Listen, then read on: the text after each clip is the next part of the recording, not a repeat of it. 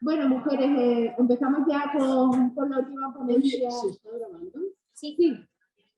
Empezamos ya con la última ponencia de nuestro primer Congreso Andaluz de Mujeres Abolicionistas. Tenemos entre nosotras a Victoria Fernández de León, filósofa, pensadora feminista, que tiene obras como Matria, el horizonte de lo posible, o La barbarie patriarcal, que es su última obra. Nos va a hablar también decir que está ahora mismo trabajando en el sindicato, que es un sindicato transversal de mujeres. Y bueno, también queríamos hacer una mención pequeñita a que estamos trabajando conjuntamente en la publicación de un libro suyo próximo de ensayos en nuestra colección Fragmentos, que es de ensayos, como ya sabéis, cortos, y estamos muy contentas de trabajar con ella. Y bueno, ella va a hablarnos de el contrato social, sexual y político, un tema muy importante, muy fundamental para el feminismo, que ella nos va a ampliar y que creo que no va a dejar indiferente a nadie. Espero que lo podáis disfrutar. Muchas gracias. Gracias, Victoria. Muchas gracias. Buenos días. Buenos días a todas, porque bien solo hay que decir todas y no una retahíla. Pues buenos días a todas. Gracias por estar aquí, por haber acudido, por haber dedicado todo este tiempo de un fin de semana a este congreso que me parece importante, sobre todo por ser el primero. Muchas gracias, Ananda, también por haberme invitado y por haber aceptado o pedirme, ya no me acuerdo cómo fue, un libro, algo que tenía unos artículos así sueltos que estaba elaborando y tal. Bueno, he añadido 2 o 3 y bueno, pues nada, cuando salga el libro... Os va a gustar. Bueno, primero me dijo Aranda, ¿y de qué quieres hablar? Yo pensé, pues no sé, algo práctico, ¿qué hacer?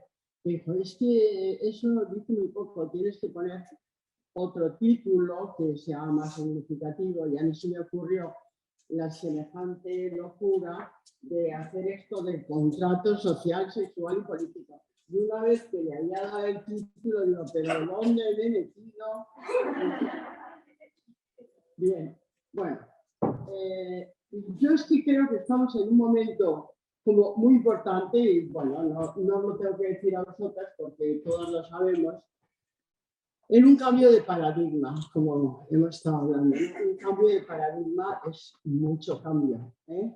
Y yo creo que es algo que a las feministas nos llega por todos los lados, porque estamos muy implicados en ello. O sea, no somos un grupo social más, ni muchísimo menos somos un colectivo. Oiga, un colectivo del 52% de la población, pues vaya colectivo. Y nos tratan, y ya cada vez más, como un colectivo, como un grupito. Ahora ya, como ya además encima ese colectivo somos cis, somos TERF y no sé qué tonterías, todo menos mujeres, pues el colectivo incluso pues, se va reduciendo, ¿no? Llevo mucho tiempo diciendo que el feminismo afortunadamente está pasando del análisis del machismo al análisis del patriarcado. El machismo es un síntoma de una estructura muchísimo más amplia y mucho más profunda que es el patriarcado. Es un síntoma que se refiere a la relación entre hombres y mujeres, pero es que el feminismo no es solo una relación entre hombres y mujeres y los problemas que conlleva o cómo solucionarlos, no. El feminismo es una relación de las mujeres con el mundo. Y ese mundo está estructurado desde el sistema patriarcal. En la economía, en la cultura, en la religión, en el arte, en el deporte, en todo, atraviesa todo. Por eso yo en mi último libro, La barbarie patriarcal, lo que hago es examinar o analizar el patriarcado como un fractal. Un fractal es una estructura que se repite, ¿no? Como lo de una rosa es una rosa, es una rosa, una rosa. El patriarcado es el patriarcado, el patriarcado, el patriarcado, dentro del patriarcado que afecta a todos los ámbitos. Luego, es importante tener en cuenta que el patriarcado no se refiere solo a la relación de hombres y mujeres. Y en las preguntas finales ahondaremos, o en el contrato sexual ahondaremos más en todo esto.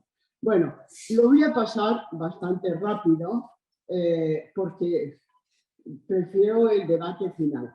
Bueno, el contrato social nació fundamentalmente con Thomas Hobbes porque él decía que el Estado o un poder, incluso él decía un poder tiránico en momentos de revolución, de desorden, etcétera, se tiene que hacer cargo de nuestras libertades porque tenía el concepto de que el hombre es un lobo para el hombre, que si no existiera un Estado fuerte, un poder tiránico que mantenga el orden social, poco menos que nos comeríamos los unos a los otros y las otras a los unos.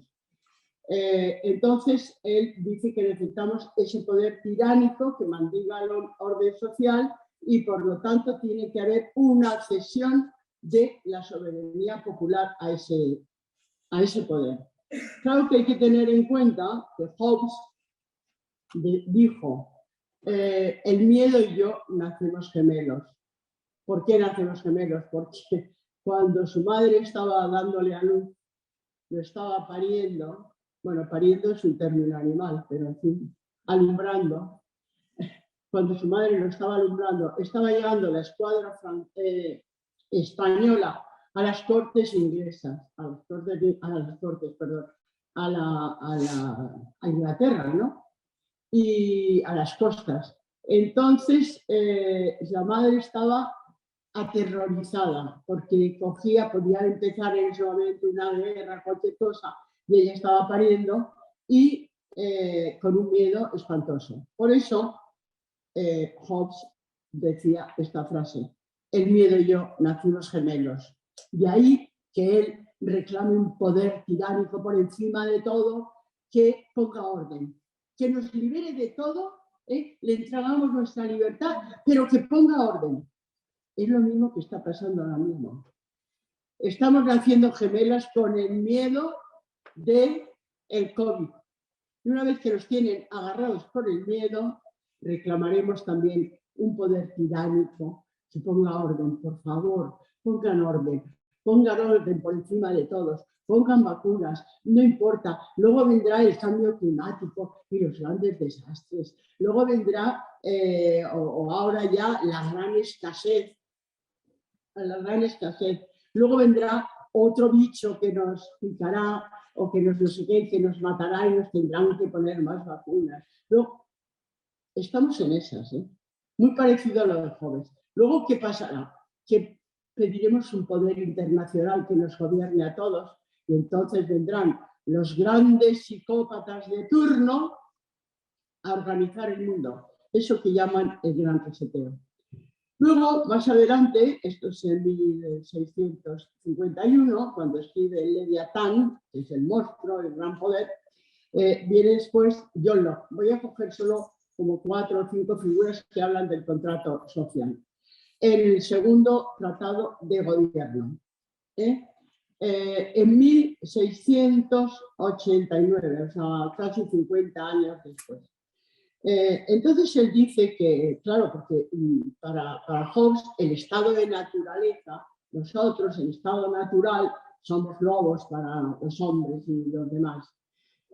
Hobbes dice que no, que incluso el estudio Locke dice que incluso el estado de naturaleza implica una cierta moralidad, y aunque no exista ese estado supremo, nosotros sabríamos de algún modo gobernarnos y mantener, pues, digamos, el respeto de unos con otros hasta cierto punto, o sea que tendríamos una cierta moralidad en el estado natural. Por lo tanto, más que un poder soberano, más que un tirano, que es lo que dice Hobbes, lo que necesita el mundo como Estado es un juez neutral, que juzgaría más que impondría un poder. Ahora, ¿a cambio de qué? Por eso es el contrato. A cambio de que nosotros cedamos al Estado el monopolio de la violencia. Eso se repite mucho. El Estado tiene el monopolio de la violencia. Y cuando los representantes del Estado tienen tan imbuido que son el monopolio de la violencia, bueno, pues se dedican a dar palos y a todo porque tienen el monopolio de la violencia. Claro, como tú tires una piedra, te la has cargado porque tú no tienes el monopolio de la violencia, solo ellos. Luego hay otro personaje, uno de los más conocidos, Jean-Jacques Rousseau, que escribe precisamente el contrato social, pues casi otro más de medio siglo después, ¿no? Jean-Jacques Rousseau dice que el individuo debe ceder sus derechos al conjunto de la ciudadanía, es decir, hay un paso intermedio, ya no lo tienes que ceder el poder directamente al soberano o a ese juez neutral. Tienes que cederlo al resto de la soberanía, que somos todos, y para pasar del estado de naturaleza, ese estado de naturaleza tan peligroso, al estado de la sociedad civil, o sea, al estado, a la mediación del Estado con la realidad y con el mundo, ¿no? Entonces, el Estado pasa a ser representante de esa soberanía popular. Representante de la soberanía popular. Luego viene un anarquista, que es Joseph Proudhon, que idea general de la revolución en el siglo XIX, un siglo después, ya en el siglo XIX, 1851, y Proudhon, como buen anarquista, dice: el individuo jamás debe ceder su soberanía, tiene una soberanía propia sobre sí mismo, ¿no? Entonces dice que el contrato es entre individuos y no con el Estado, porque ya sabéis que el anarquismo niega el Estado, piensa que nosotros somos autosuficientes y autogobernables. Entonces cada hombre abdica de toda pretensión de gobernar a todos. Por eso una de las premisas del anarquismo es no al poder, sí a la organización. O sea, el no poder del Estado no supone un caos absoluto ni que nos vamos a comer unos a otros, sino que podemos organizarnos unos a otros perfectamente. Y por último, voy a poner a John Rawls, que está, bueno, se sigue utilizando bastante, sobre todo dentro de la socialdemocracia y tal, que tiene un libro que se llama La teoría de la justicia, ya del siglo XX adelantado, que dice que las personas tendremos que dejar nuestras preferencias y capacidades personales en virtud de una equidad igualitaria a favor de los más vulnerables. Esto le llama a él el velo de ignorancia, es decir, que no solo tenemos que ceder nuestra soberanía, sino que nos tenemos que poner en un plano de igualdad para que todos tengamos al menos las mismas oportunidades. Él no habla de igualdad, habla de equidad. Yo tampoco hablo nunca de igualdad. Sheila se ha quedado pasmada cuando se le ha preguntado una cosa acerca de la igualdad, que ella ha dicho, pero ¿qué tiene que ver aquí la igualdad? La igualdad en algunos casos puede ser un horror, depende de con quién te iguales. Y ya las mujeres tendremos que dejar esa aspiración de igualarnos a los hombres. Pues yo creo que vas a tener que ser al revés, que ellos aspiren a igualarse con nosotros. Sin embargo, Rawls defiende la desobediencia civil, dice que es pertinente para producir cambios sociales. Claro, la desobediencia civil tiene unas características, unos requisitos. Tiene que ser colectiva, porque si yo ahora digo, pues ahora no me da la gana de comprar en Mercadona, porque venden no sé qué producto que es malo para la salud. Bueno, pues eso es una decisión personal. Una desobediencia civil sería un boicot, realmente un boicot colectivo para conseguir un cambio social. No es solamente una actitud personal. Bueno, yo tengo mis objeciones respecto al contrato social. Por ejemplo, Humberto Maturana, que es un biólogo que ha muerto recientemente de la Escuela de Santiago de Chile, dice, es biólogo y paleontólogo, dice algo muy bonito, sobre todo de los primeros estadios de la humanidad.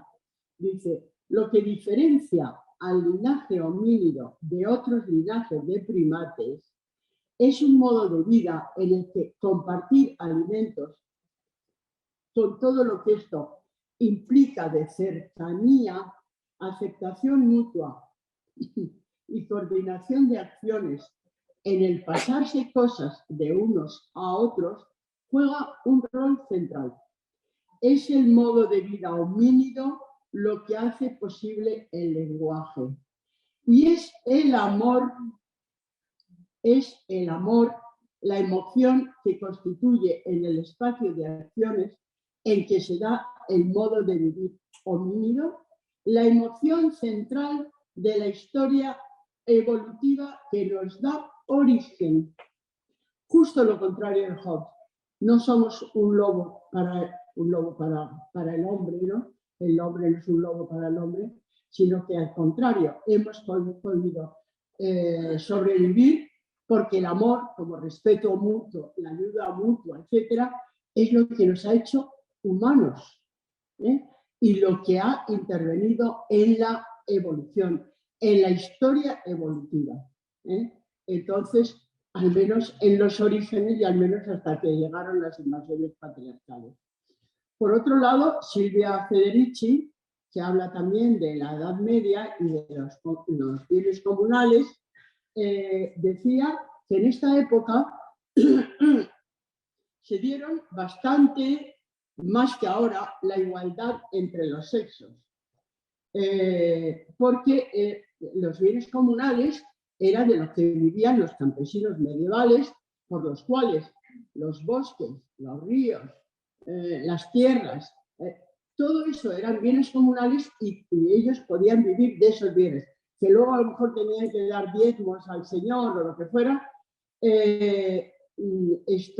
vivían de esos bienes comunales, de modo que si una mujer se separaba de su marido, no había ningún problema económico, porque ella seguía viviendo, trabajando esos bienes comunales, y los hijos. Y si había problemas con los parientes, pues igual. Es decir, que cada persona era autónoma y no estaba mediatizado por ser la esposa o la mujer de tal marido, ¿no? Sino que todos podían vivir de esos bienes comunes y de la igualdad entre los sexos, ¿no? Entre igualdad entre los sexos, sino es que eran las mismas oportunidades para todos, con los bienes comunes.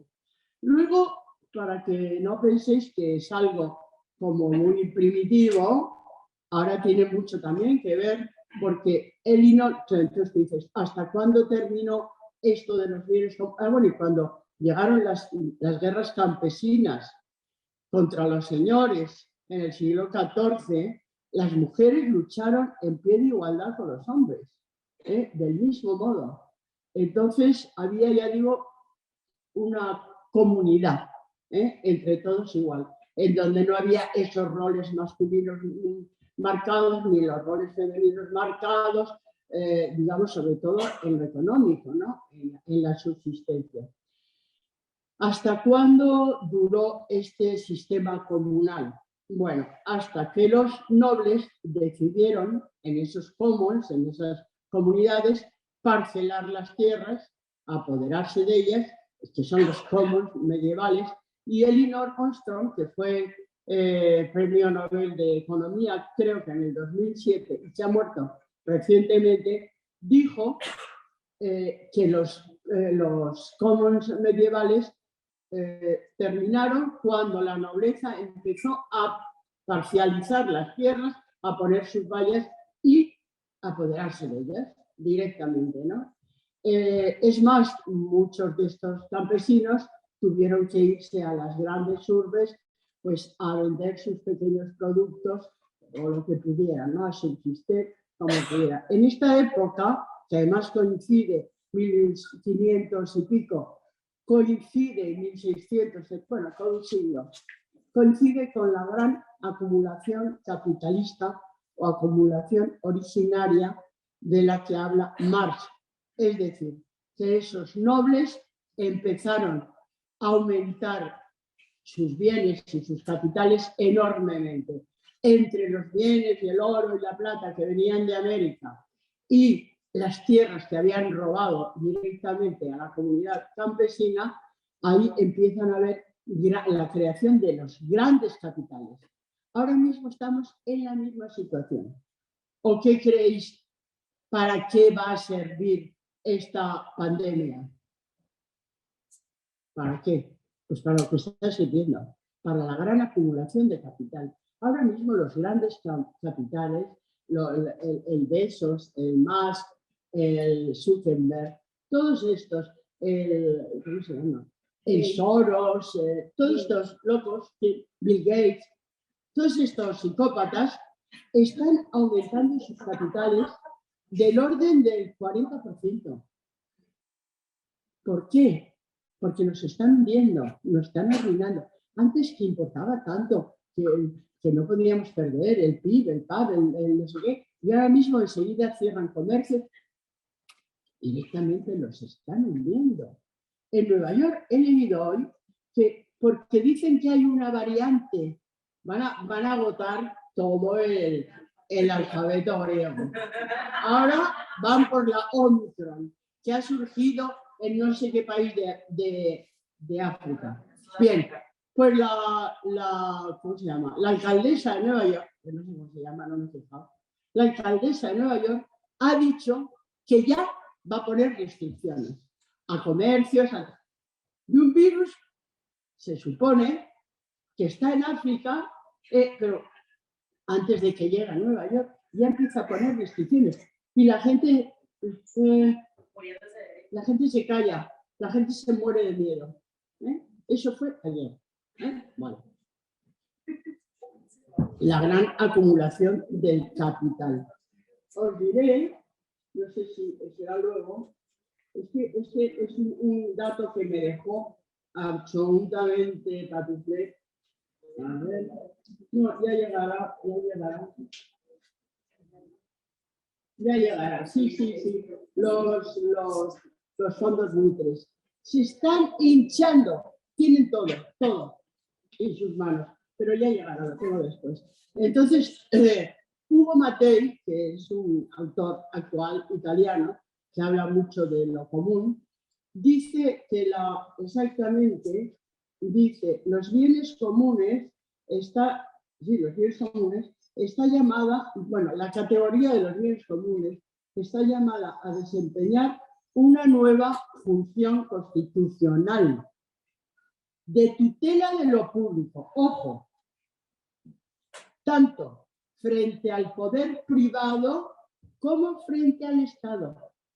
Oiga, es que los bienes comunes no se nos dan cuenta, son nuestros. ¿Ustedes los utilizan? No, pues hay bienes comunes que son nuestros. Yo me he enterado hace poco que no son ni de lo privado ni del Estado. Yo me he enterado, como ahora estoy viviendo en Ronda, que hay lo que le llaman los montes de propio, que son una serie de bienes comunales, no del ayuntamiento, sino también de la ciudadanía, y que se lo tienen alquilados a pastores, a cualquiera que los alquila, mientras la gente del pueblo no puede utilizarlos, pues para a lo mejor poner, cooperativas agrarias o cantidad de cosas, de negocios, de transformación de los bienes comunes. Por ejemplo, en Ronda, por ahí, por esos montes, yendo a Grazalema, hay cantidad de, ¿cómo se llama? Del corcho, ¿cómo se llama? Alcornoques, no me salía el nombre. De alcornoques, bueno, pues tienen que mandar toda esa cantidad de corcho, que es tremenda, camiones y camiones, a Cataluña para que hagan corchos de botella. Oiga, ¿por qué no ponen una fábrica de corchos ahí? O sea, es que Andalucía anda así. O sea, las materias primas hay que mandarlas a no, como no hay industrialización, ahora, a cerrar los astilleros. Pero ya, como decía no sé quién, me parece que Pablo Iglesias, que a santo de mi devoción ahora mismo, decía, oye, en vez de mandar tanquetas, ¿por qué no mandan un plan de reindustrialización? Ah, no, eso no. Tenemos cantidad de bienes, bueno, ya hablaré de eso porque eso me tiene frita.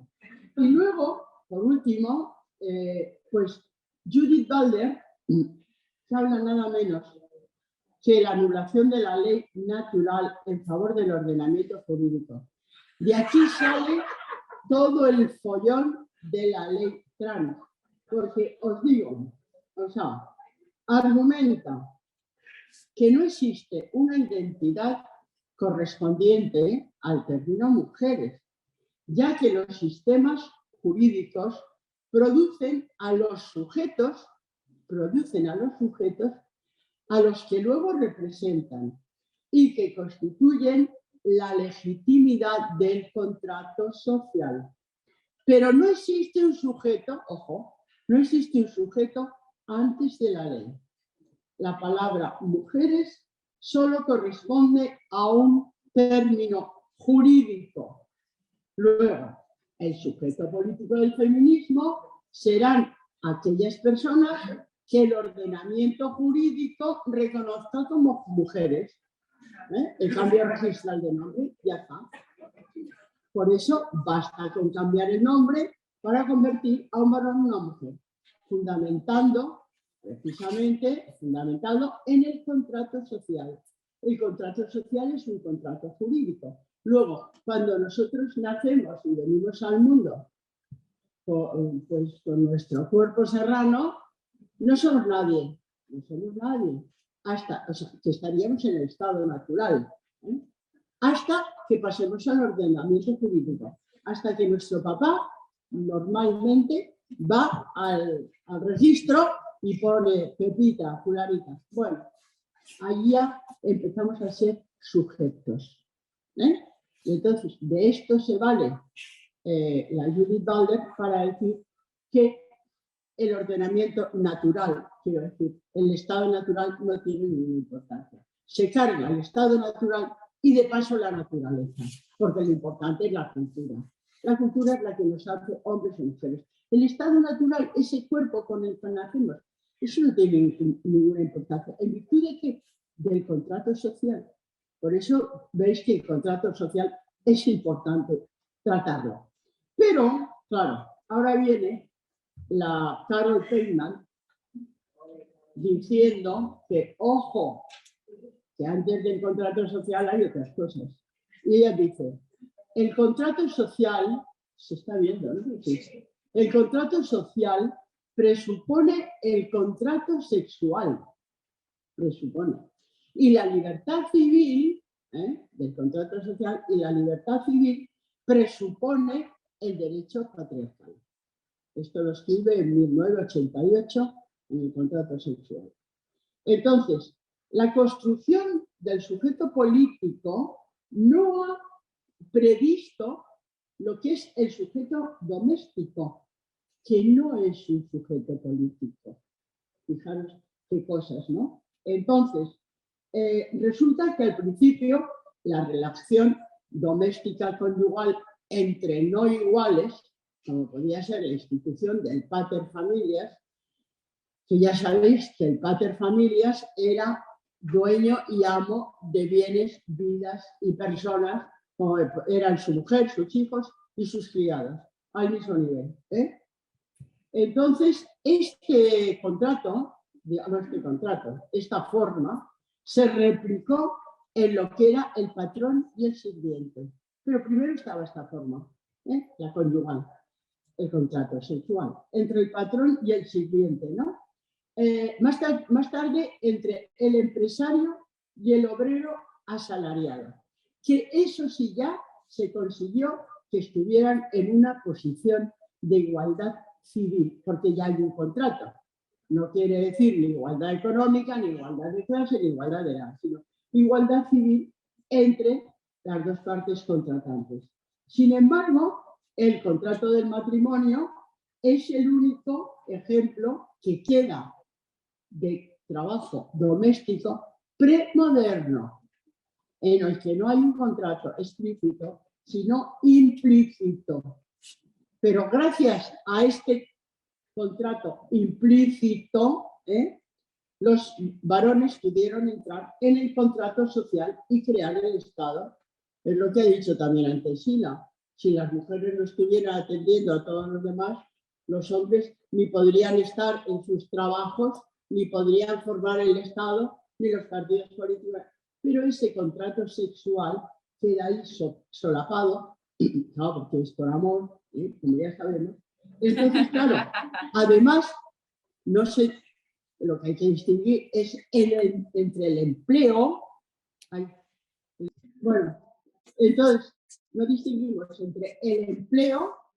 El empleo, fijaros, es parte del mundo civil público, pero el trabajo de una esposa que realiza en el hogar no es público, no es parte de un contrato público, es privado.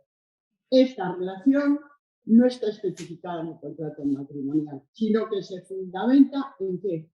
En la naturaleza femenina. Las mujeres estamos para eso, es lo normal, ¿no? No hay que eso. Entonces, Carol Feynman habla mucho de esto como subordinación. Subordinación. Pero claro, de ese concepto de subordinación, que parece que como nosotros estamos en el orden natural y ellos están en el orden civil, nosotros, digamos, como estructuras familiares, ¿no?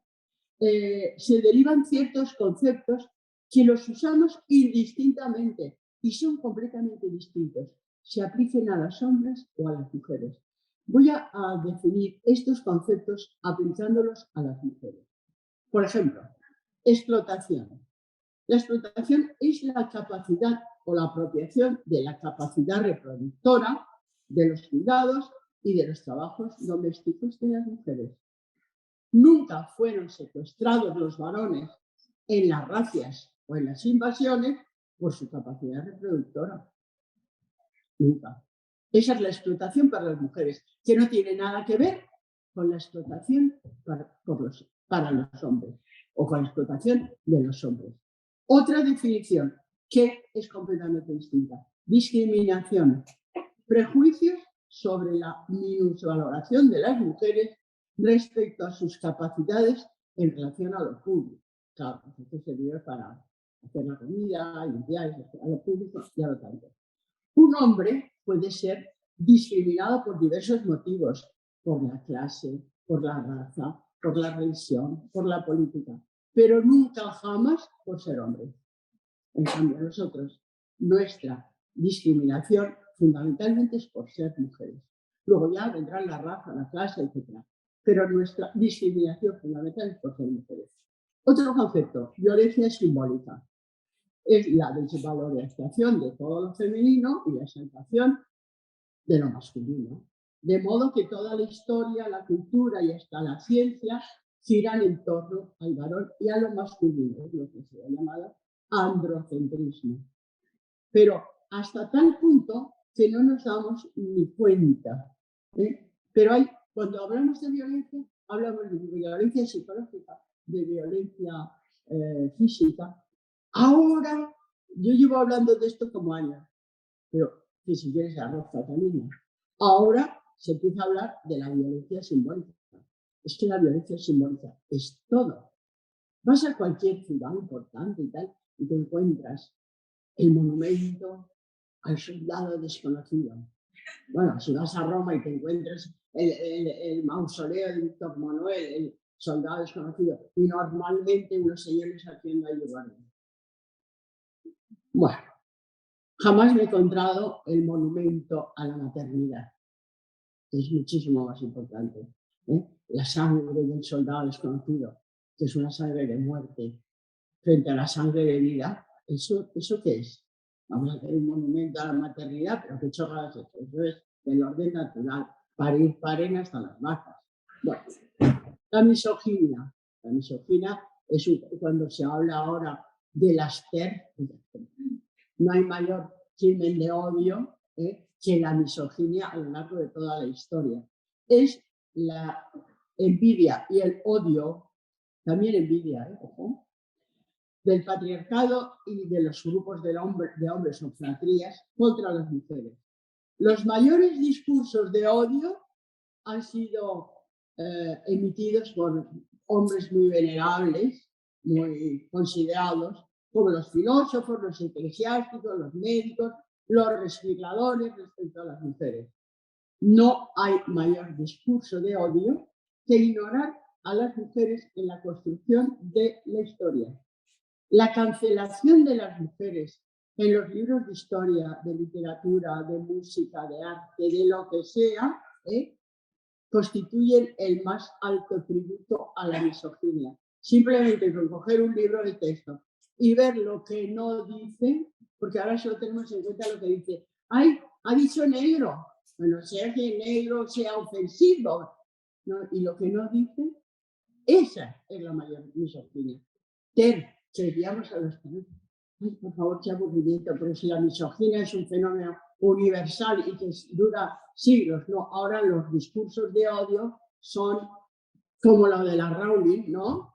La de esto, que en la especie humana existen dos sexos. Eso es un discurso de odio. Pero es que estamos locos, es como estamos en manos de psicópatas. No hay dos sexos. Y cuando salen esos con barba, calvos, el otro día había uno, yo soy no binario.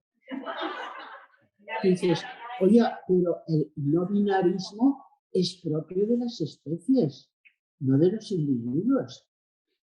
Nosotros somos una especie binaria y no puedo decir, yo soy no binaria. Bueno, pues vete a otra especie. No binarios, por ejemplo, son los caracoles. Bueno, pues vamos a hacer un apartado de caracoles no binarios, pues se vayan esas especies. Pero hablar de no binarios dentro de una especie binaria, ¿qué es eso? Es de tonto. Bueno, entonces fijaros que Carl Feynman dice que la construcción del sujeto político no ha previsto el sujeto doméstico. Entonces, fijaros una cosa. Ella dice, el contrato es entre maridos, trabajadores y ciudadanos, desde la Revolución Francesa.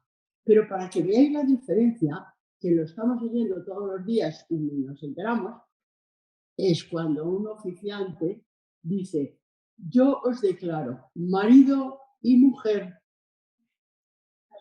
Marido es un término civil, mujer es un término natural.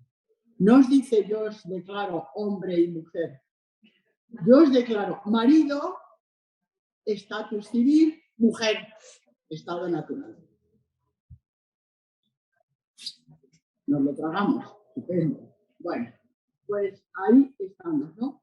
Entonces, claro, se va viendo, aparte de la estafa que supone todo el contrato sexual no pagado. Quiero decir que ahora mismo, si el trabajo del ama de casa fuera considerado dentro del PIB, aportaríamos el 40% del PIB.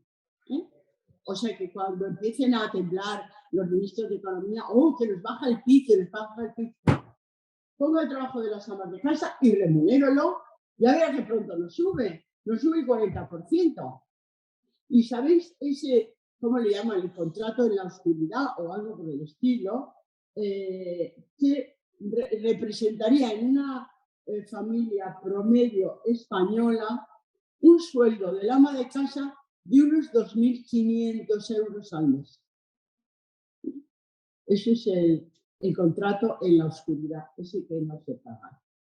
Bueno, pero tenemos aquí a una señora que para mí es clave, que es Gerda Lerner, que tiene un libro que se llama El origen del patriarcado, y entonces ella dice, lo principal, fijaros, cuando hablamos de las mujeres y los derechos, siempre son derechos de cintura para abajo.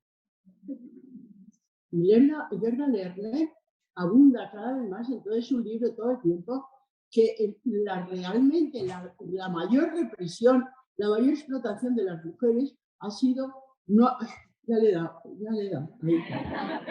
he aprendido, ha sido no haber dado instrucción a las mujeres, no haberle dejado entrar en las universidades, no haberles dejado desarrollarse intelectualmente. Es que el mundo hubiera sido otro. Eso, no que abortemos, luego hablaré del aborto y de toda esa historia. Yo digo lo mismo que dice la Sina en ese estado, ¿no? Entonces ella dice que la privación de educación a las mujeres y el monopolio masculino de las definiciones, que es el mayor poder, fundamentó el triunfo simbólico del patriarcado. El monopolio de las definiciones. Esto es esto, lo otro, esto está bien, esto está mal. Yo legislo, yo digo lo que es bueno, lo que es malo, y digamos si entran las iglesias, o esto se tiene que definir como tal, que es lo que quieren colar en las nuevas leyes y lo que están haciendo con el borrado de las mujeres. ¿No? El monopolio de las definiciones. Mujer es un ser gestante. Fijaros, solo nombran mujer cuando se habla de las mujeres trans. Cuando dicen una mujer trans es una mujer.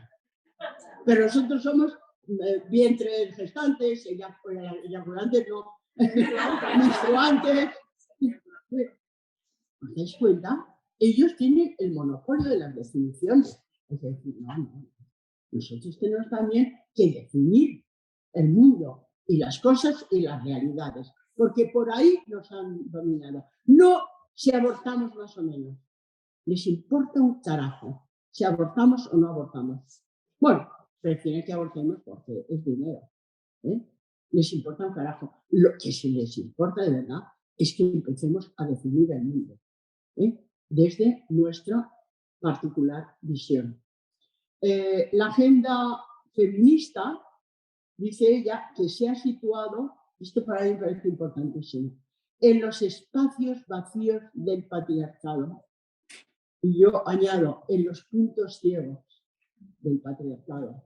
Fijaros, y otra cosa que hay que decir, yo tengo la experiencia también, del feminismo en América Latina, que también he estado pues, algunos años, temporadas, etcétera, ¿no? Pero sobre todo el feminismo en España. Yo creo que con las pocas feministas que había, bueno, había unas cuantas, pero yo creo que el 80% no debíamos ser lesbianas. Y empezamos a luchar como locas por los anticonceptivos, por el divorcio, por el aborto, por... ¿cómo era aquello? Yo también soy...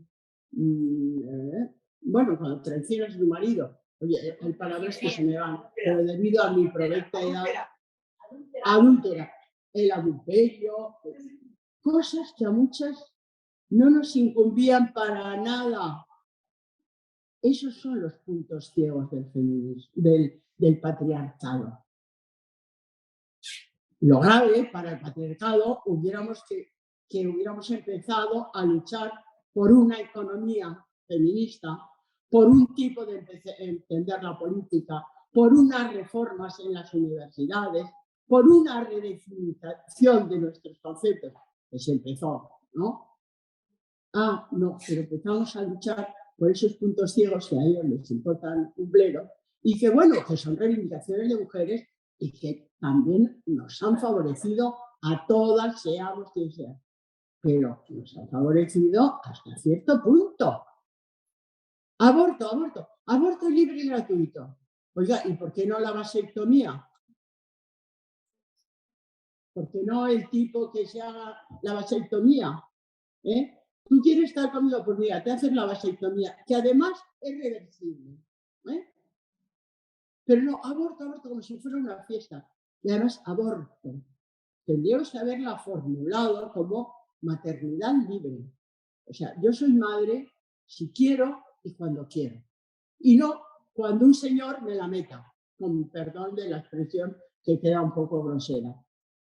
Entonces ha sido un aborto indiscriminado, como me decía a mí Carmen Olvedo, que fue la directora del Instituto de la Mujer, que yo trabajé con ella, andaluz, que trabajé con ella en algunas cosas y cursos de vídeo para mujeres y tal, y decía, oye, es que algunas chicas, estamos viendo a estadística y tal, se están, otra vez de ello, pero estoy yo los nervios, aquí, dice, muchas chicas están utilizando el aborto como si fueran anticonceptivos, abortan cada año.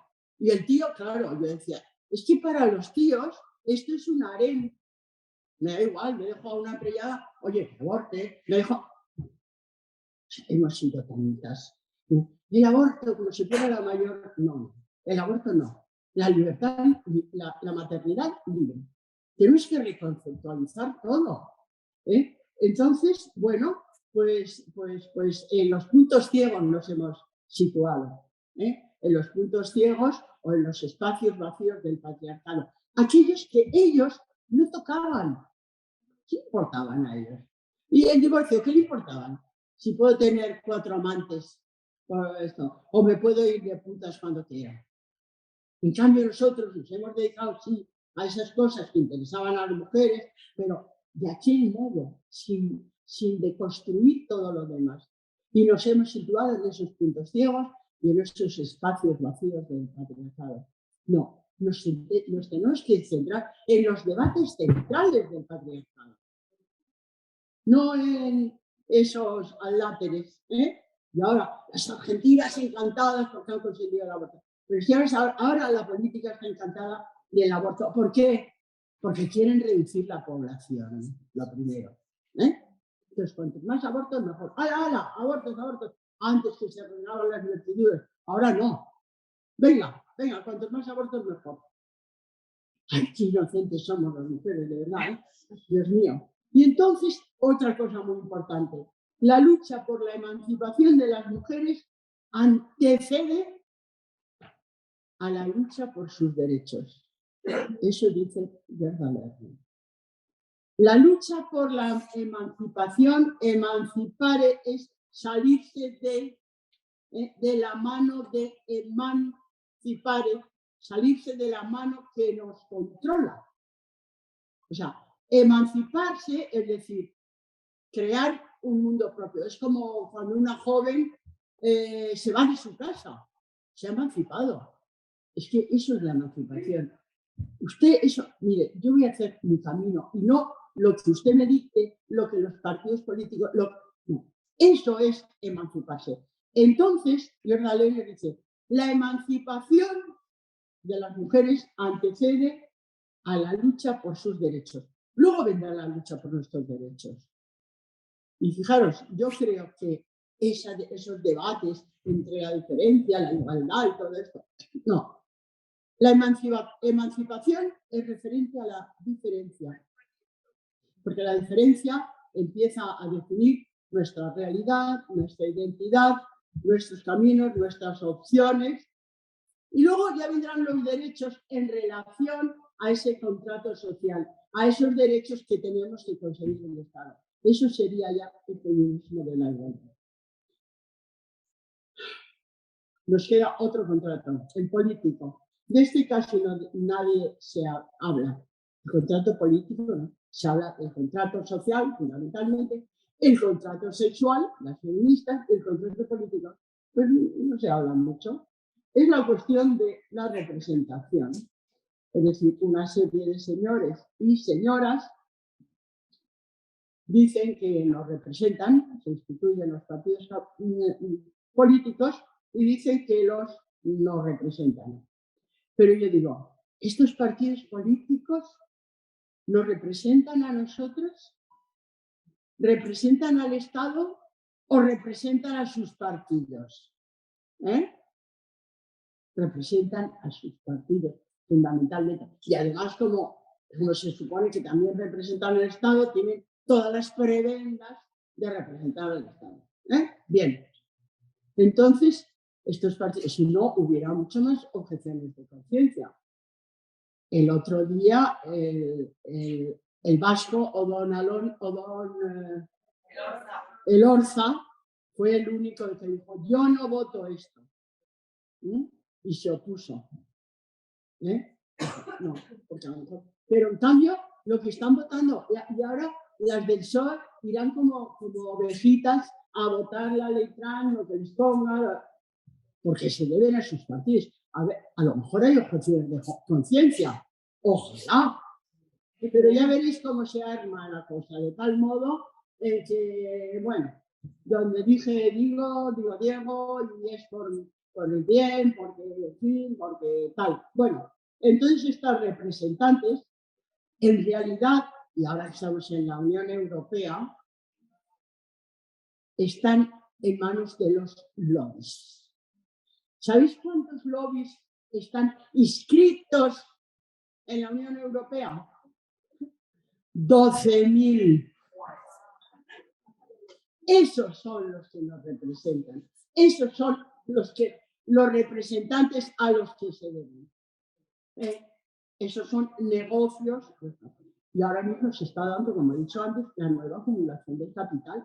Nos están estafando espantosamente. Y es otro nuevo ensayo de la teoría del shock, que es una teoría inventada por Milton Friedman de la Escuela de Chicago, pero recogida por Naomi Klein en el libro del mismo título. Y dice así un párrafo de Milton Friedman. A ver si os sentís reflejadas. Hay que esperar a que se produzca una crisis del primer orden o de estado de shock y luego vender al mejor postor los pedazos de la red estatal a los agentes privados, mientras los ciudadanos aún se recuperan del trauma para rápidamente lograr que las reformas sean permanentes. Bueno, del estado de shock, de las Torres Gemelas, todavía quedan esos en las estaciones, en los aeropuertos, que te quitan los zapatos, que te miran. Hombre, por Dios, ¿ves? Reformas permanentes. De eso quedó también cuando la subprime y la crisis de 2008 que han quedado la reforma laboral, que ahora la están intentando cambiar, y la ley Mordaza. Reformas permanentes. No, esto es transitorio. Mentira. Lo que tratan es de hacer reformas permanentes cada vez más rígidas con nosotros, ¿no? Entonces, claro, ¿qué pasa?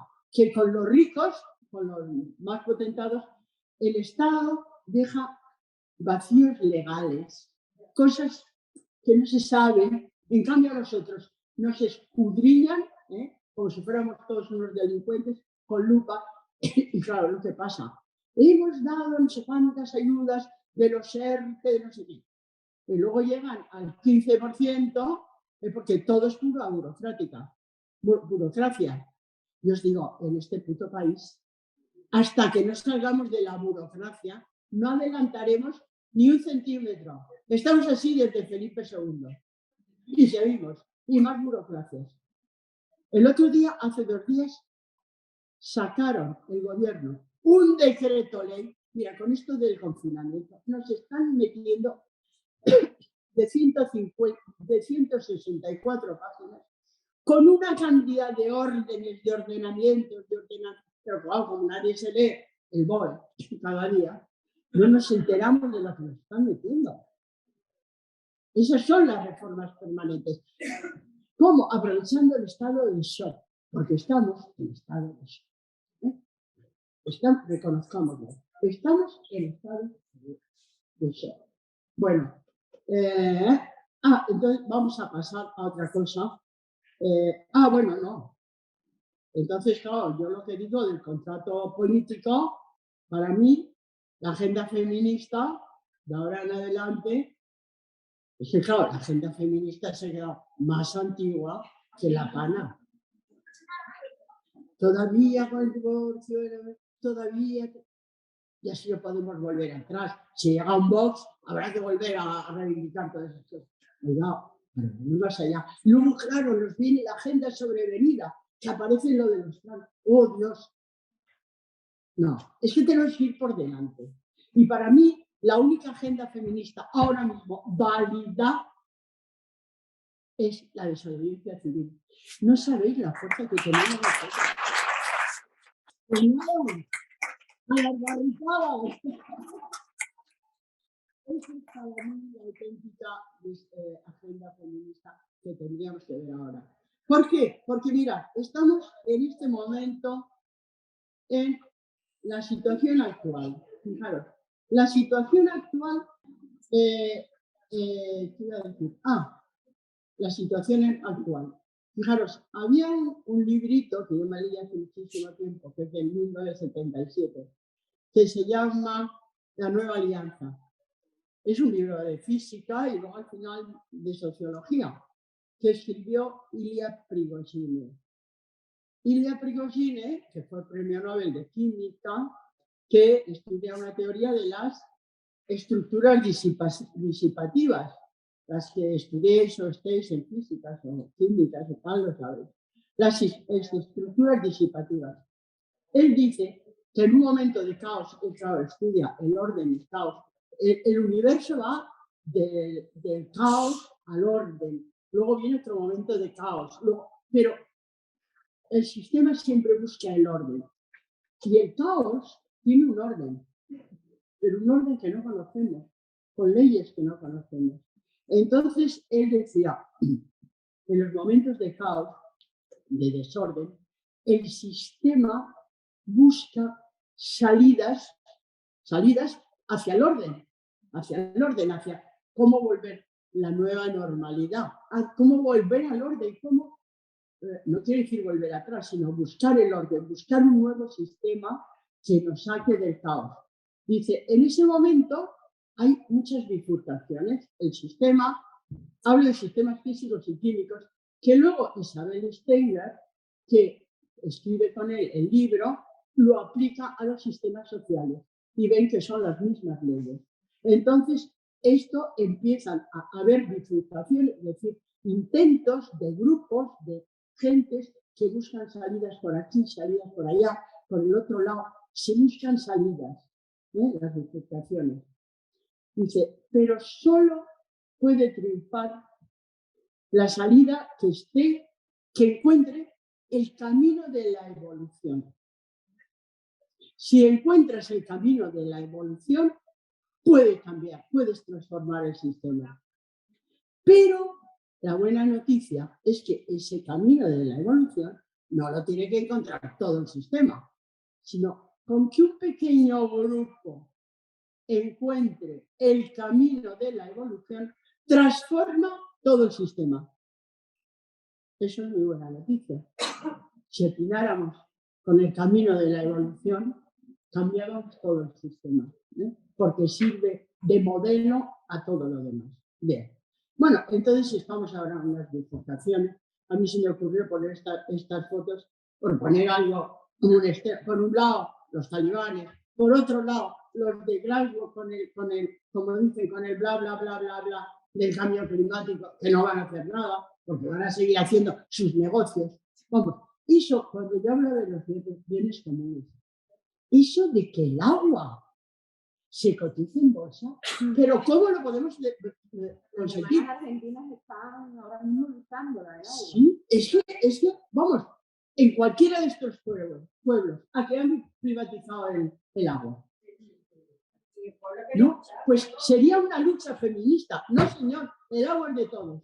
Son bienes comunales. Si nosotros empezamos a luchar, no por los campos, por los puntos ciegos, ni por los espacios vacíos que les importa un bledo al patriarcado, mientras nos entretenemos con cosas de mujeres, ahora, en vez de hacer punto de cruz, pues abortamos. Bueno, no es lo mismo. Sí, para ellos es lo mismo. Vale. Aparte para los cirujanos, que igual ganan. Pero, fijaros que estamos en estos momentos de bifurcaciones en donde, por un lado, un régimen salvaje de los talibanes, que a mí me tiene, como a todas, supongo, deshecha, pensando en qué pasará cada día o qué pasa cada día con esas mujeres. Por otro lado, los grandes, los poderosos en sus grandes... bueno, y llegan a Glasgow para el cambio climático y vienen en 400 limusinas allí al cambio climático. Y luego en medio una pobre chiquita gritando y diciendo que bla, bla, bla, bla, bla. Bueno, pues a lo mejor esta puede ser una bifurcación que dé con el camino de la evolución, aunque se la ha acusado, aunque está manipulada. No, pero a lo mejor una cosa inesperada puede dar con el camino de la evolución. Creo que el feminismo empezaríamos a dar miedo, porque ahora no damos miedo. Lo que damos ahora es una cosa que yo escribí en Tribuna Feminista, que se llama el entrismo, un artículo se llamaba el entrismo, cómo ahora, como somos muchas y parece que el feminismo, salimos a la calle, somos tantas, están intentando entrar por un lado y por otro para manejarlo, porque esos son votos, son manejos y tal, ¿no?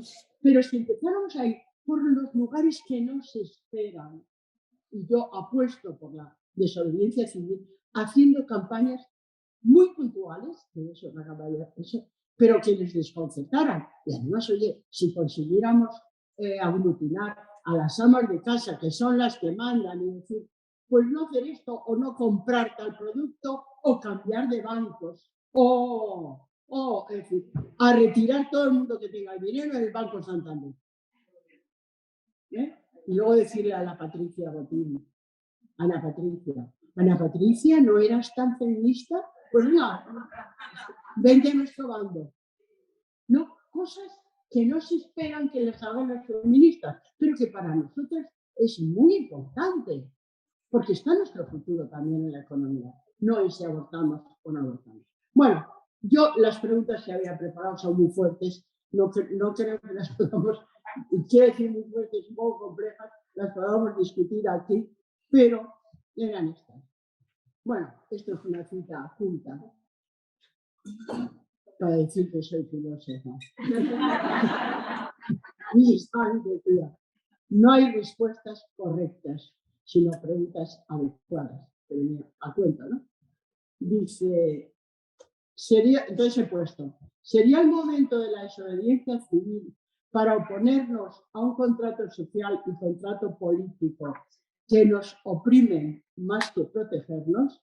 Pero no nos protegen para nada. ¿Podría ser pertinente cambiar la agenda feminista para convertir los espacios vacíos en propuestas que nos lideren en lugar de liberar a los varones? Que es lo que dice Sila. La liberación sexual de las mujeres lo que ha supuesto es una liberación sexual de los varones, sobre todo.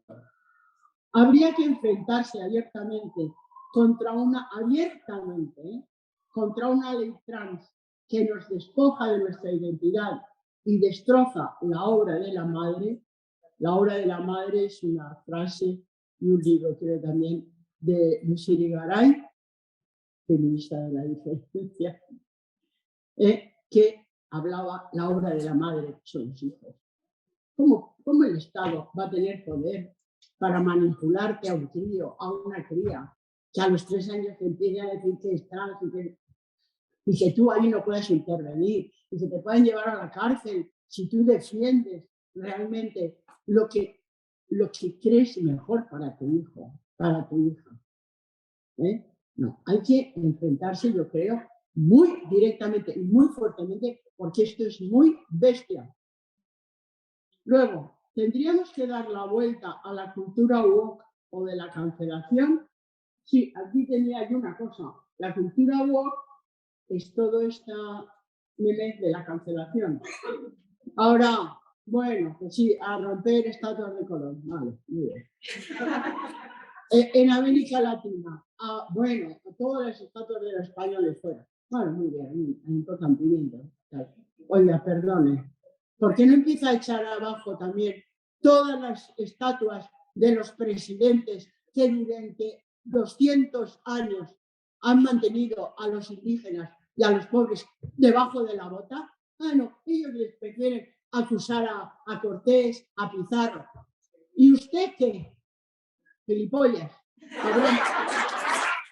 Perdonar que sea tan políticamente incorrecta, pero es que a mí lo políticamente correcto me empieza a parecer lo ridículamente correcto. O sea, pasa.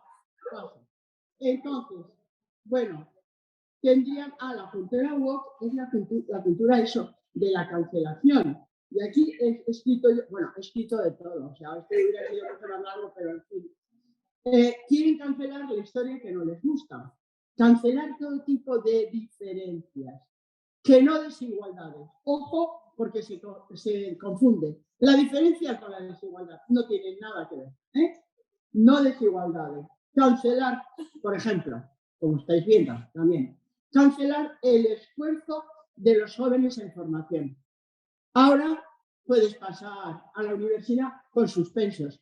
Me parece una injusticia absolutamente con los que han estudiado, por ejemplo. Entonces, es la cultura de la cancelación. Es decir, si hace falta esfuerzo, hace falta formación. No, fuera. Solo hace falta tontos, cuanto más mejor. Jóvenes en formación, cancelar la filosofía, que a mí me duele, cancelar los sexos, cancelar el feminismo radical, potenciando la ideología de género, cancelar el binarismo propio de las especies, no de los individuos. En realidad, lo que quedaría cancelado es la razón, la plenitud del cuerpo sano, lo legítimo frente a lo legal injusto, la democracia, eliminando la libertad de expresión, la libertad de cátedra y la lucha de los movimientos emancipatorios, no por los derechos, emancipatorios, que es mucho más fuerte. Lo que quedaría cancelado, ojo, es el humanismo, en virtud de un transhumanismo sin alma, sin atisbo alguno de compasión.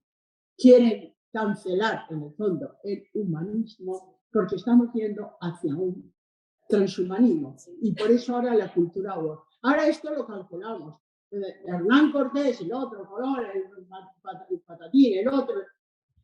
Pues me parece muy bien, una estatua de Millán Astray. Pero que con eso están, como decían, ¿no? Tirando el niño por la ventana con la palangana, el agua y todo. Están cancelando todo lo que a ellos no les gusta. O sea, en el fondo hay muchas cosas que son profundamente humanas y lo están llevando hacia un transhumanismo. Y lo de los trans es un poco la punta de lanza, ojo, porque por ahí viene mucha. Bueno, la inteligencia artificial puede hacer de nosotras, pues ni te cuento. Hay muchas cosas que hay que cancelar, pero no las que están cancelando. Y sobre todo, no hay que cancelar la razón. Porque una cosa que yo no me canso de citar, es una cita que últimamente cito mucho, de Hannah Arendt con lo que está pasando, es la siguiente. La propaganda totalitaria puede atentar vergonzosamente contra el sentido común solo allí donde el sentido común ha perdido su validez. Como nos hemos vuelto tontos, pues al fin les podemos meter. ¿Vale? Entonces, claro, lo que nos están metiendo entre todas estas cosas, aparte de un paso hacia el transhumanismo, que no sabemos de a dónde va eso, lo que nos están metiendo es un golpe de Estado financiero global. Y hay que estar así y así, las feministas. Porque además, yo estoy de lo trans hasta aquí. Es una cortina de humo que estamos todo el día hablando de lo trans. Lo que pasa es que nos atañen y tenemos que defendernos y me parece, sobre todo lo del borrado de las mujeres, me parece que es lo más fuerte. Ahora, cuando llegue la ley trans, si la quieren colar como la quieren colar, yo creo que ahí tiene que arder Roma. Creo. La última pregunta, que eso yo creo que se puede hacer en cada ayuntamiento, ir a exigir cuáles son nuestros montes de propio, cómo que privatizar el agua, de eso nada, cómo. Entonces, cabría comenzar una campaña respecto a nuestros bienes comunales. Y es que creo que tenemos que cambiar la agenda. Yo estoy harta de esa agenda, desde el año 75 estoy del feminismo. ¿Cuántos años han pasado? Tropecientos mil que no llevan ni la cuenta. 45, más 35, más 20, 55, no me lo puedo creer. No, es que yo soy más vieja que Zacazuca. No lo represento. Un montón de años. Y estamos con lo mismo. No, por favor. Tenemos que dar la vuelta y tenemos que, además, pillarles por donde no lo esperan. O sea que, chicas, a pensar. Yo tengo un sindicato, bueno, yo no. Unas cuantas promotoras hemos hecho un sindicato de mujeres. Es un sindicato transversal que se llama El Vindicato y que intentamos de algún modo, no somos un sindicato al uso, entre otras cosas, porque el objeto de precisamente lo que queremos representar es a todas aquellas mujeres que no pueden ser representadas por los sindicatos. Las desempleadas no pueden ser representadas. El ama de casa no puede ser representada. Las prostitutas, o no representar a las prostitutas, sino a esa extracción que intentaríamos trabajar en ello, ¿no? O sea, a esas mujeres jóvenes que se tienen que ir de camareras a Londres, que ahora ya ni eso, y que son doctoras en no sé qué. Eso no se puede conseguir. Hay que atacar por ahí. Excelente. En España tenemos excelentes científicas, excelentes investigadoras. Y se tienen que ir de OPE a Noruega ahora. O sea, es que eso es lo que no se puede. Pero no, el aborto. Sí, usted, abortar, y no estamos abortando todos los días, pero sufriendo esta situación, sí que estamos sufriéndola todos los días y a todas horas. La pobreza. Andalucía sabe de ella. Hombre, por favor, es que es algo indignante que no estemos luchando por esas cosas que nos atañen a las mujeres. Nosotros, por ejemplo, ahora el sindicato, es que voy a decir una cosa que es totalmente políticamente incorrecto, que se decía antes, comprendo que es incorrecto, pero decía eso, pones un circo y te crecen los enanos, pues igual, nos ha pasado por el sindicato. No es políticamente correcto, pero quiero decir, pones un circo y se te mueren los leones. Bueno, pues hicimos, nos dieron eso a primeros de marzo, ¡pum! La cosa, ¿cómo se llama la cosa? El virus, el COVID. A Rafael yo le pasó igual. ¿Aquí? A nuestro colectivo. ¿Así? Empezamos en febrero. Fíjate, pues claro, no hemos podido avanzar mucho. Tenemos un proyecto de cohousing o viviendas colaborativas, no que cada una tenga su pisito, sino ni tampoco la comuna de los 60, todos revueltos, ¿no? Cada quien con su espacio privado, pero espacios comunes para colectivos especialmente desafortunados, como son familias monomarentales, mujeres mayores solas, inmigrantes. De momento tenemos ese proyecto. Me están diciendo que nos estamos quedando sin tiempo. Que yo sé que tú Sí, bueno, yo ya terminé. Terminamos ya, compañera. No, la compañera va a hacer una pregunta. A ver. En primer lugar, muchas gracias, porque me ha gustado mucho. Quería saber, ¿podría darnos algunos ejemplos de activismo en desobediencia civil para el momento en el que se publique la ley trans en el web? Pues a ver, tengo que inventar yo, ¿no? A ver si algún No, yo creo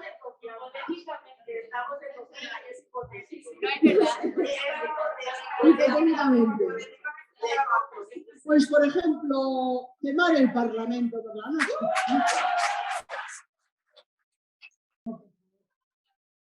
Yo creo que antes de que salgan del BOE, claro, es que nos tendríamos que apostar delante del Parlamento y turnarnos allí, dale que te pego, que te pego, que te... Igual se hizo la niña Greta, igual se están haciendo unas mujeres delante del Ministerio de Economía o de Trabajo, que a nadie les hace un puto caso, me parece. No lo sé, a mí me preocupa mucho, pero cuando yo estoy en Madrid, pues claro, no puedo ir a esto. Pero cosas de ese tipo, o sea, cosas de ese... Mirad, las mujeres de Gillingham Como, en Inglaterra, o en Gales, o no sé dónde estaba, en el Reino Unido, pusieron un campo balístico, la OTAN o no sé qué, en su territorio. Entonces eran pacifistas y decidieron que no querían eso. Empezaron a ir mujeres, empezaron a rodear el campo, Estuvieron 20 años rodeando el campo. Hacían ya acampada. Se iban cambiando, hasta que lograron 70.000 personas que se les unieron rodeando el Gillingham Como hasta que desmantelaron la base balística. A mucha distancia, ¿no? Pero yo creo que este tipo de, en vez de salir a una manifestación, lo de siempre, tendríamos que hacer ese tipo de cosas.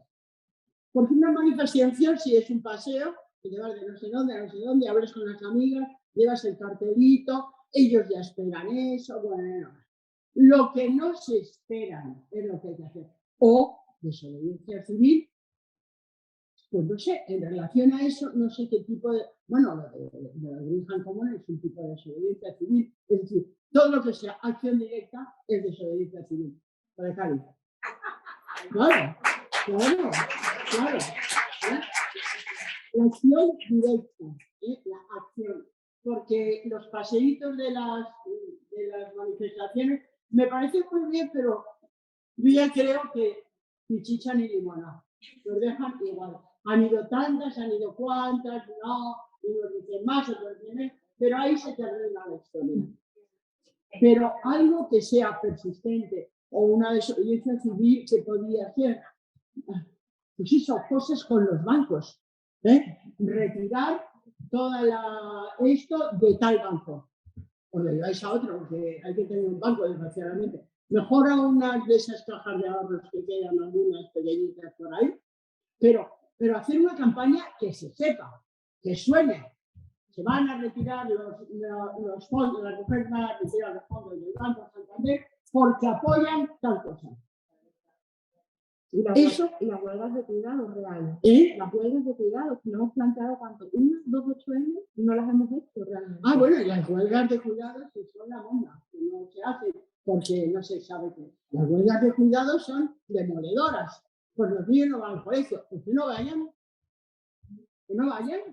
Claro. O no se compran tal sitio porque apoyan no sé qué otra cosa. Pues no se compra. Dejar de limpiar calzoncillos. Sí, huelga, exacto. Huelga de consumo. Joder. Bueno, yo voy a decir otra huelga.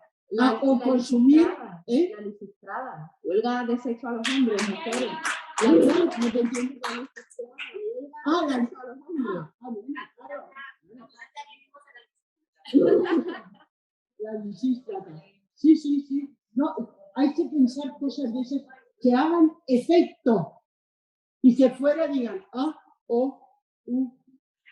La manifestación del 8, muy bien. La manifestación del 25 de noviembre, ya están además programadas. Bueno, estupendo, está muy bien.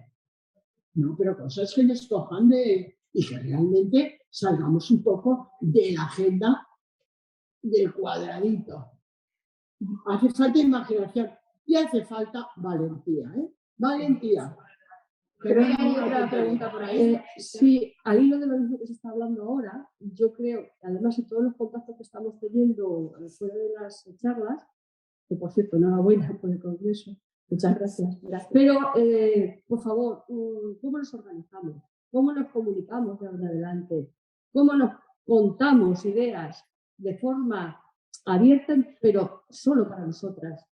Que no nos puedan vigilar mucho desde fuera. Compañera, es que se nos ha hecho un poco tarde, pero teníamos idea de cómo estar un ratito para eso. Es que no sé si vosotros... Pues para mí es fundamental como remate a todas las ideas que ella está dando ahora mismo, que las tiene tan frescas, pero de una forma más sosegada, que pudiéramos luego también organizarnos para hacerlas llegar de un sitio a otro y para ponerlas en marcha. Pero eso no puede pasar que nos reunamos físicamente para contárnoslas, sino que deberíamos, sobre todo las que conocéis más el mundo de las redes, estar de alguna forma protegida para solamente tener información nosotras, las que vayamos también metiendo, que conozcamos, ¿no? Pero es para mí fundamental. O sea, yo después de este montón de mujeres sabias que hemos tenido aquí, que nos han contado tantas cosas importantes, nos vamos a ir como a medias, ¿no? Si no salimos de aquí con alguna vía. Bueno, yo creo que realmente la ponencia de historia ha acabado tocando temas que han salido durante todo el congreso, renovándonos y realmente se queda pendiente, efectivamente, como dice la compañera, un debate constructivo, ¿no? Un debate que realmente nos dé las herramientas. Ella nos está haciendo muchas proposiciones importantes. Carlota, por aquí tienes el micro. Pero por ir terminando, vale. Bueno, decir que en principio nosotras tenemos vuestro contacto desde la plataforma andaluza. Nosotros también queríamos decir que a las mujeres andaluzas que se quieran unir a la plataforma, nosotras vamos a abrir para quien se quiera asociar con la plataforma y seguir construyendo, porque necesitamos mujeres para montar estas cosas que nos encantan, pero tienen mucho trabajo. Y realmente podríamos buscar en las próximas semanas, dejarnos un descansito, ya está, algún medio de transmitiros pues, una forma de contacto para algún tipo de talleres, ¿no? De poner ideas en comunes, ya sea Zoom, ya sea algo que podamos hacer. Pero bueno, creo que hay por ahí preguntas importantes e interesantes. Sí. A ver, esto es una duda que tenemos entre varias compañeras y nos gustaría que nos dieras tu opinión de cómo el feminismo de la igualdad ha podido de alguna manera dejar hacer y que se introdujera todo lo que es el transgenerismo y lo que es lo queer. ¿El feminismo de la igualdad? De la igualdad, sí. ¿Que ha dejado que entre? Sí, sí. Bueno, yo no sé si ha dejado que entre. Claro, de todos modos, yo conozco a muchas del feminismo de la igualdad. A mí me llamaron para un grupo, que me extraña muchísimo que me llamaran, que estaban, pues eso, Amelia, Ángeles, ¿cómo se llama? Millares, todas estas que son de la igualdad y estaban en contra absolutamente. Y hemos escrito un libro. Hemos escrito un libro que se llama El sexo en disputa. Ahí hay bastantes argumentos. Escribe también María Luisa Balaguer, que es magistrada del Tribunal Constitucional. Tasia también tiene un artículo ahí. ¿Ah, sí? Ya. Bueno, pues, por ejemplo, no es el feminismo de la igualdad. No es el feminismo de la igualdad. Es que, ¿sabéis?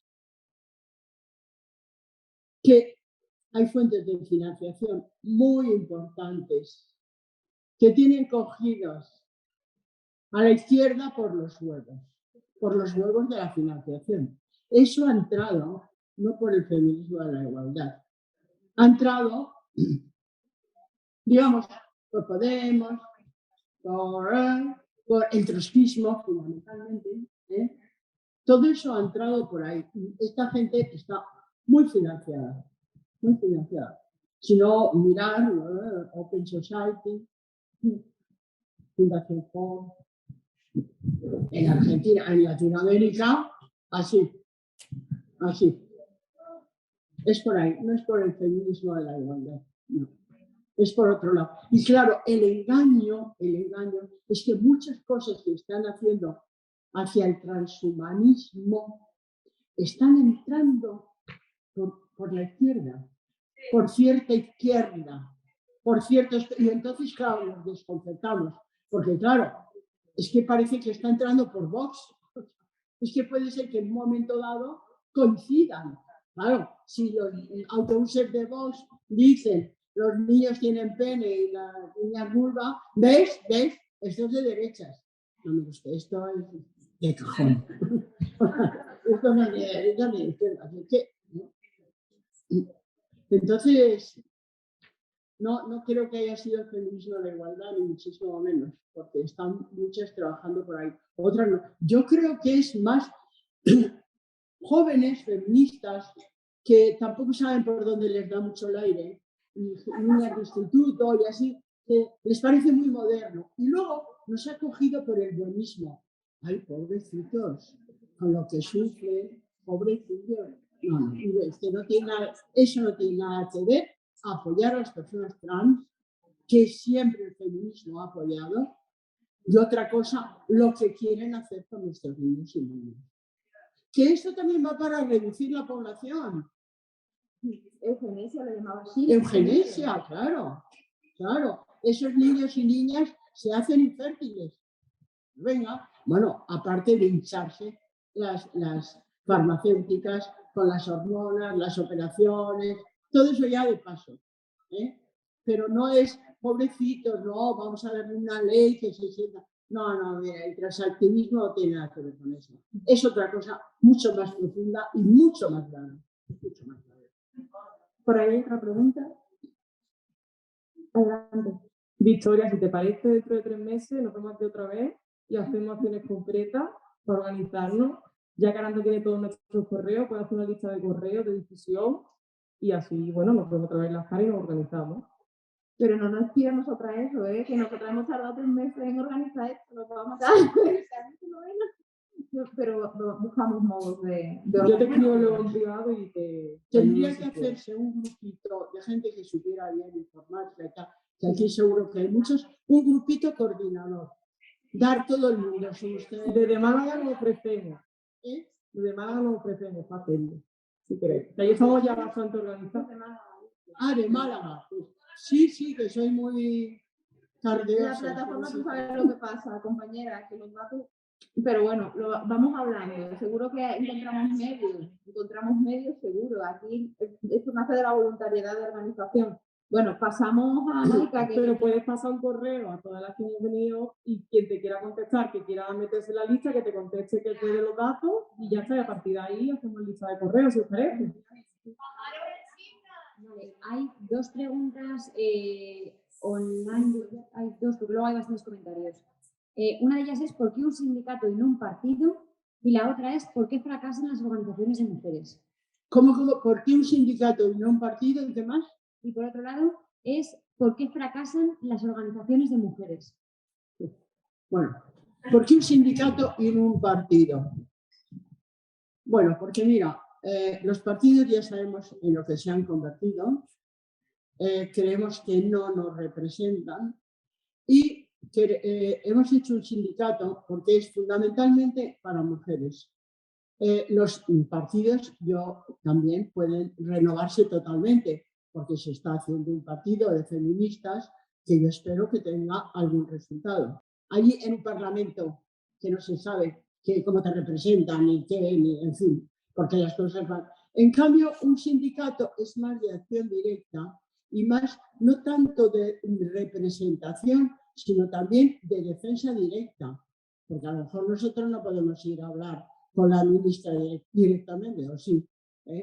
Pero sí queremos hacer una defensa directa de muchos grupos de mujeres que no son, tampoco, es que los partidos también están muy definidos, que si de centro, que si de derecha, que si de izquierda. Mira, queremos hacerlo mucho más transversal. Y si una viuda necesita no sé qué, aunque rece el rosario, a mí me da exactamente igual. En cambio, a lo mejor los partidos de izquierdas no se escandalizan porque, fijaros que las ideologías han matado a las ideas. Pero no solamente han matado a las ideas, han matado los sentimientos. Entonces yo creo que esas divisiones espurias que ya no representan nada más que posiciones muy enquistadas, no. Queremos ser más abiertas, queremos ser transversales, queremos ser, por supuesto, dedicadas más a la gente que nos necesita. Las Koplovich no nos van a pedir ayuda, eso está claro, ¿no? Pero otro tipo de mujeres sí. Entonces queremos representarlas sin saber si son de derechas, de izquierdas, de arriba, de abajo. Además, eso de derechas, de izquierdas es muy limitado, porque tenemos 3 dimensiones. Hay gente de izquierda, muy de izquierda, pero que está en la coordenada de atrás. Están todavía en la caverna. O sea, que ya hay muchas más clasificaciones y queremos, sobre todo, representar a esas mujeres que no están representadas en los sindicatos, que son la inmensa mayoría. Representar, más bien que representar, ayudar en lo que podamos, defender en lo que podamos, hacer lo que podamos. Y ese es el más que un partido político. Un partido político es mucho más enrevesado. Luego empiezan los empujones por yo quiero ser el segundo de la lista. No, tú no, las camarillas. Están todos metidos, enfangados con los lobbies. Y los sindicatos también están totalmente pringados. Me he enterado que les van a dar 100 millones a UGT y a Comisiones Obreras ayer, les van a dar 100 millones y ¿en qué lo van a emplear? En modificar y arreglar las sedes, poner bar donde no haya bar, calefacción, ascensores. No queremos ese tipo de sindicatos. Espero que un sindicato de mujeres sea muy distinto a eso, ¿no? Muy distinto a eso. Entonces es una concepción de sindicato realmente muy diferente. El vindicato. Y nos queremos llamar el vindicato porque reivindicar es pedir los derechos, suplicar los derechos. No. El vindicato es coger lo que ya te pertenece. Cogerlo. Y lo otro era, ¿qué era lo otro? Preguntaban que por qué fracasaban las organizaciones de mujeres. Joder, ¿por qué fracasaban las organizaciones de mujeres? Yo no sé, igual, sí, yo he estado en varias asociaciones que sí han fracasado, se han disuelto, han terminado. De todos modos, te digo una cosa, las mujeres que han estado en esas asociaciones siguen siendo feministas. Luego, muchos de los grupos fracasan por los egos. Hasta que no hagamos un repaso de eliminar el ego, no sé si tendríamos que hacernos yogis o algo por el estilo. Eliminar los egos. No quiere decir que seamos tontitas y que no, claro que cada uno tiene su personalidad, pero dar lo mejor de la personalidad. Pero los egos son aquellos normalmente que no hacen gran cosa, miran, pero ponen zancadillas. Entonces, es muy penoso, ¿no? Yo creo que tendríamos, ¿y sabes por qué también? Porque no hacemos sesiones de autoconciencia. En las sesiones de autoconciencia salen las cosas que están ahí detrás ocultas y no salen luego por detrás con una zancadilla, con una mala palabra, con no sé qué. En cambio, si realmente llegamos a crear conciencia y sororidad y compañerismo en los grupos de autoconciencia, pues, fíjate, los partidos políticos no hacen grupos de autoconciencia, ni los sindicatos. Nosotros sí tendríamos que hacerlo, los grupos de mujeres, porque ahí se allanaría mucho más el camino, seríamos mucho más eficaces y además nos amaríamos, que sería lo más importante. Victoria, gracias. Yo te quiero preguntar, ha dicho una compañera sobre fracaso. ¿Cree que estamos fracasando en nuestra lucha como feministas contra el sistema financiero? Porque como comunista que soy y es una lucha para mí importante, sí siento un fracaso dentro del propio movimiento, dentro de la lucha. Absolutamente, son unos depredadores, nos están sangrando, pero que hay cantidad de detalles. Fíjate que ahora mismo los mayores capitales, las mayores inversiones, la tienen los fondos buitres, que ya os he dicho que hay 12.000 registrados, pero por ejemplo el BlackRock tiene más del PIB de España, Francia, Inglaterra, Italia y no sé cuántos países juntos. Tengo por ahí la cifra, se me ha olvidado decirla, 600 y pico mil millones, una barbaridad. ¿Pero de dónde sacan eso? Si es muy fácil. Ahora nos hunden, que si el COVID, que si el climático, no sé qué, que si luego van a venir hasta los marcianos, que nos van a atacar y entonces nos tenemos que unir, que van a ser todos proyecciones holográficas. No veréis. Habrá de todo. Sí. No creáis que yo soy mirada de estas de... No. He leído cosas serias. Van a inventar cosas para que seamos dominadas. Bueno, todo eso... Personal. O sea, yo lo que me refería era, o sea, como feminista tengo una responsabilidad de no hacerle el juego. Hombre, claro, por eso nos tendríamos que organizar. Por eso también el boicot, las acciones... Claro. Por ejemplo, ¿qué hacen? Hundir las economías. Lo que ha pasado con los fondos buitres de la botella. Hunden las economías. Compran todo a precio de saldo y luego lo revenden muchísimo. Ya está, ya nos han hundido. Entonces, yo creo que ahí tendríamos que ir viendo todas las cosas que nos están haciendo. Los bancos, si solo hacen sangrar, la luz. Pero ¿cómo podemos consentir que la luz, que es una energía de la naturaleza, que es nuestra, como terrícolas que somos, pueda estar en manos y gestionada por unos bandidos criminales, que no tienen otro nombre, saboteadores, que hacen y la gente está sin luz? No, ahí habría que tomar una acción muy fuerte. Rodear Endesa, me da igual. Algo, ¿sabes? Entonces, hacer cosas fuertes, decir, se acabó. Hombre, en manos de esta gente y la gente pobre y no tan pobre, con unos recibos terroríficos, pero ¿eso qué es? Eso es una energía de la naturaleza, es nuestra. Eso es lo que no deberíamos hacer. Tenemos que hacer una campaña de que las energías son nuestras. Pero alumbrados navideños hay en todos los sitios. ¿Cómo? Alumbrados navideños. O sea, ahorrar energía, pero alumbrados navideños hay en todas las... Sí, había que tirar los alumbrados navideños. Mira, podría ser una campaña. O sea, nos iban a odiar, nos iban a odiar, pero podría ser una campaña. Pues, bueno, si os parece... hay una pregunta más. Vale. Yo Cortita, también una pequeña aportación al final y ya tuvimos las compañeras de Palma y sé que estamos todas muy a gusto, muy contentas, todas creo, o por lo menos las organizadoras estamos súper contentas, pero algún momento se tiene que acabar. Ya nos piramos.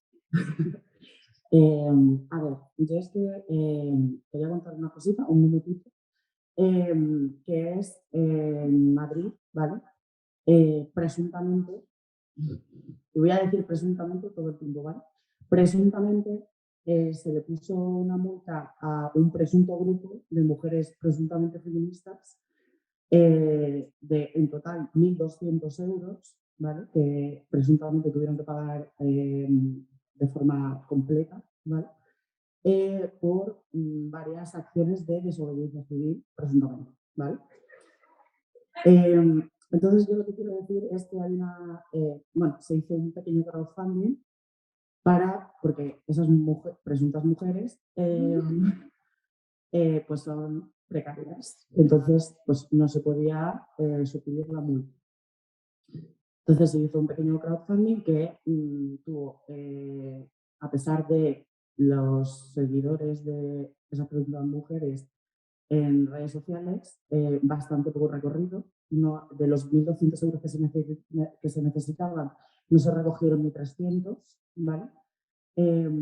Por una acción que de hecho se hizo viral en redes sociales, que no voy a mencionar porque es todo presuntamente, hipotéticamente. Entonces, lo que yo quiero que Victoria o que quien tenga más experiencia en, pues eso, temas de desobediencia civil o de cositas que no deberíamos hacer, pero hacemos, ¿vale? Es cómo llegamos a que las mujeres realmente se comprometan. Se comprometan no solamente a ir a esas acciones, sino a que nos juntemos para reparar las consecuencias. Es decir, o sea, va a haber consecuencias legales, va a haber consecuencias económicas, o sea, que mujeres que, por ejemplo, no tienen trabajo, que mujeres que son estudiantes se jueguen la cabeza, ¿sabes? Se jueguen ir a la cárcel, se jueguen su trabajo por la lucha y por una visibilización, ¿vale? Y después no haya un compromiso por parte del movimiento feminista para ayudarlas a salir de ahí o a pagar esa multa o se las ponen en el calabozo para ayudarlas gratuitamente una abogada o etc, etc. O sea, si no hay ese compromiso, ¿cómo? O sea, aquí grita, o sea, mira, yo no tengo un recorrido larguísimo en el feminismo, pero tengo un recorrido bastante intenso, en mi opinión, ¿vale? O sea, es que llevo desde 2016 sin parar, ¿vale? He estado en muchísimos grupos, he participado en congresos y en acciones y en tal y no sé qué, y quien me conoce lo sabe. Entonces, o sea, la falta de compromiso es tan brutal que es que venimos aquí a este congreso que es súper guay, que nos lo pasamos súper bien, que aprendemos un montón, que gritamos, dilo, tal, no sé qué, me encanta, no sé qué, lo vamos a hacer y tal. Y después, a la hora de la verdad, somos tres. Incluida presuntamente yo. O sea, yo y dos más. Presuntamente. Entonces, o sea, yo también quiero transmitir un mensaje de si no lo vas a hacer, no lo hagas, pero tampoco lo grites, porque contamos con todas y no vienen todas, no vienen ni tres. O sea, realmente, ¿a dónde queremos llegar si no hay un compromiso? Si no hay ganas de, si no hay un compromiso no solo de ganas, sino de, pues si pierdo mi trabajo, pues ya me ayudarán mis compañeras a conseguirlo. Si me cae una multa de 1.200 euros, pues sacaremos el dinero vendiendo pulseras, pero les pagaremos la multa a las compañeras que se han jugado la cabeza. Ese es el compromiso que tenemos que tener y espero que lo tengamos claro y espero que este mensaje llegue porque ha sido muy frustrante el ver esto durante los últimos 5 años. Por parte mía y de otras compañeras que también han hecho otras acciones, presuntamente. Entonces, también me gustaría saber la opinión de Victoria y tal con este tema, pero bueno, quería lanzar este mensaje y que sepáis que si queréis hacer cositas, presuntamente, sabéis quién soy. Pues fíjate, yo no pagaría la fianza. Hay que ir a la cárcel. Ahora, eso sí, tendría que contactadas un buen grupo de abogadas y que montaran un pollo. Porque se trata de eso. A la cárcel, como hicieron las sufragistas. Bueno, es que ¿sabes lo que pasa? También, que en el feminismo ha entrado, y además es muy bonito, a mí me encanta, una vena lúdica, divertida, nos encanta, y de juerga, bailar, hablar, no sé qué, todo estupendo. Pero tenemos que ponerlo a las pilas porque esto es una lucha frente al sistema, no es ninguna tontería, es que es frente al sistema, nos pueden machacar cuando les dé la gana.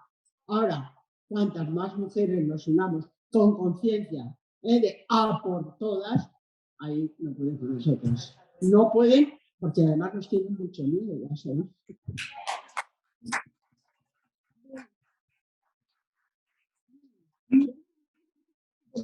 Me gustaría hacer un pequeño aporte cerrando y también contestando a Claudia.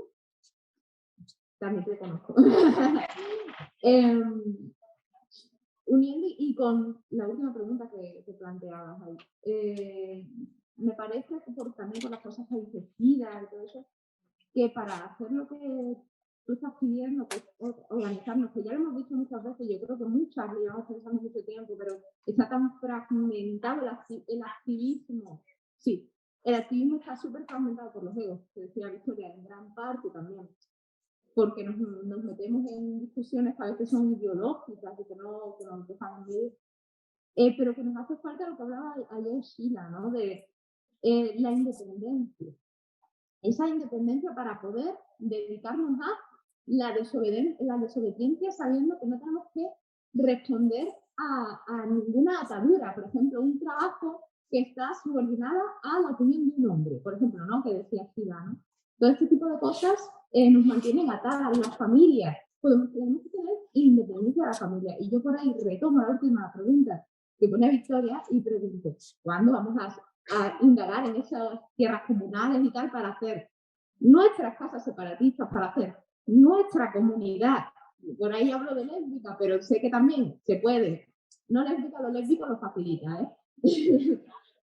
¿Y cuándo vamos a tener independencia como para que nos podamos poner realmente 24/7 al feminismo y hacer esas redes que realmente no nos van a, porque todas estamos como dependientes de la universidad, de la opinión pública, que es la de los hombres al final, ¿no? Y yo creo que sin eso no vamos a poder hacer esas plataformas que necesitamos. Si no somos realmente independientes en las plataformas de organización activista, que están dependientes de un órgano o de una institución, no vamos a poder. Y bueno, ya con esto quiero que suban las compañeras porque vamos a buscar métodos de unir, de poner en común y de seguir construyendo. Yo creo que van a salir, que era el objetivo, grupos de autoconciencia, encuentros y lo que nos haga falta, organización, y vamos a hacer la despedida del congreso.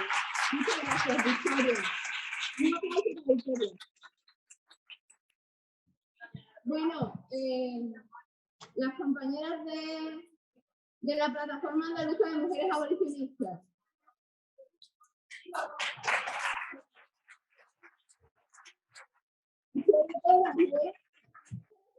Muchísimas gracias, mujeres.